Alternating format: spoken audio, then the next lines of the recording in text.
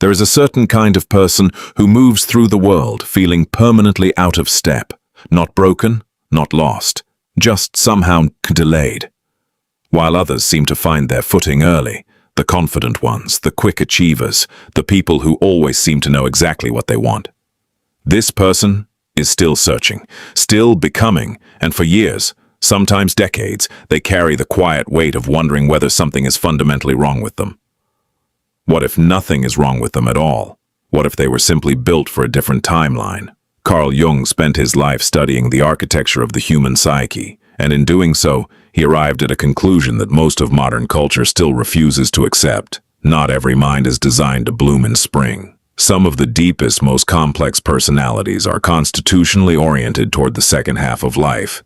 Not because they failed to thrive early, but because what lives inside them requires more time, more experience, and more interior work before it can fully emerge. Jung called this process individuation, the long, often painful journey toward becoming who you truly are beneath every expectation, every role, and every mask you were taught to wear. But this raises a question worth sitting with. What kind of person experiences this? And more importantly, why does society so consistently mistake their depth for deficiency? To understand this, you have to understand something Jung observed early in his career that most people never fully reckon with. The human personality is not a single unified thing. It is a layered system, conscious and unconscious, social and private, inherited and chosen. And within that system, there exists what Jung called the psychological type, a person's fundamental orientation toward the world. Some people are extroverted, drawing energy from external engagement. Others are introverted, processing life from the inside out. Some make decisions through feeling, others through thinking. Some are oriented toward sensation and concrete reality, others toward intuition and invisible patterns. The rarest combination within this framework, the one Jung's own work pointed toward, and which later researchers would formalize into what many today recognize as the INFJ profile, is characterized by something almost paradoxical. These individuals possess an extraordinary capacity to understand others, sometimes more deeply than those people understand themselves. They are driven by a powerful inner vision of meaning and purpose. They feel everything intensely, often absorbing the emotional atmosphere of an entire room without a single word being spoken, and yet they are profoundly private, acutely sensitive to inauthenticity, and constitutionally incapable of living a life that feels untrue to their deepest values. What does this have to do with late success? Everything. Because the very qualities that make this personality type so rare and so capable of profound contribution are also the qualities that make early success almost structurally unlikely. Think about what youth rewards: speed, conformity, social confidence, the ability to perform well within systems that were designed by and for the majority, the loudest voice in the room, the fastest answer on the test, the personality type that adapts effortlessly to whatever environment it finds itself in. The person Jung was describing adapts, certainly. They are often remarkably good at mirroring the expectations of others. But it costs them enormously. And at some point, usually in their late 20s, 30s, or even 40s, they reach a threshold.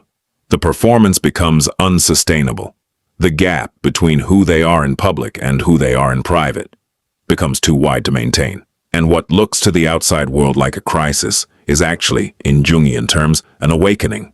Jung described this threshold as the confrontation with the shadow, the parts of the self that was suppressed, denied, or never fully developed in the first half of life.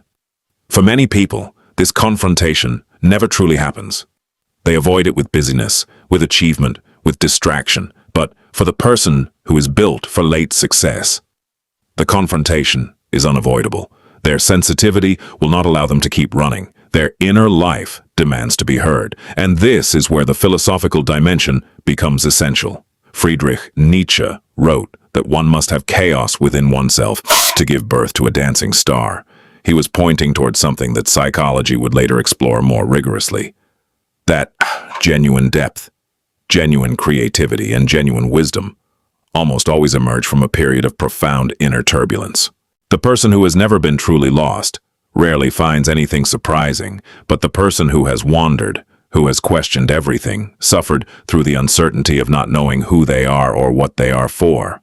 That person, when they finally arrives with something the early achiever almost never possesses. They arrive with earned understanding. Viktor Frankl, whose insights were forged not in a lecture hall but in the most extreme conditions of human suffering, argued that meaning is not something you find. It is something you construct deliberately and courageously through the process of engaging fully with your own life.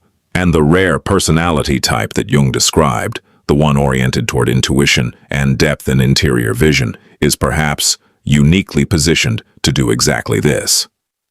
Their suffering is not wasted. Their long searching is not failure. It is the raw material from which something genuine can eventually be built.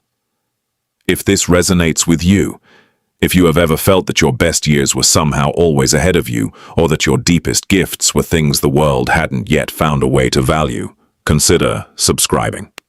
What we explore here is not self-help in the ordinary sense. It is an attempt to understand the human experience from the inside out, and there is much more to come. But let us go one layer deeper, because there is a psychological dynamic at work here that rarely gets named directly. Abraham Maslow, in his research on self-actualization, observed something crucial. The people who ultimately reached the highest levels of psychological development were not the ones who had the easiest lives or the most linear paths. They were the ones who had been forced by circumstance or by temperament to confront themselves honestly. Maslow noticed that self-actualizing individuals tend to be comfortable with ambiguity, immune to the need for external validation, and deeply committed to something larger than personal success. They are, in other words, built precisely the way Jung's rare type is built. And here is the insight that changes everything. Early success, for many people, is actually an obstacle to self-actualization. When the external world rewards you abundantly before you have done the interior work, there is very little pressure and very little invitation to go deeper. Why would you question a life that is already being applauded? But the person who does not receive that early applause, whose gifts are subtle rather than flashy, whose value is not immediately legible to a culture obsessed with speed and visibility, that person is quietly being prepared. Every year of searching, every period of doubt, every moment of feeling like an outsider looking in, is doing something that no amount of early achievement could replicate. It is building the interior life that late success is built upon. Carl Jung, one of the most compassionate voices in 20th century psychology, believed that the fully functioning person is not one who has resolved all conflict, but one who is in a continuous process of becoming.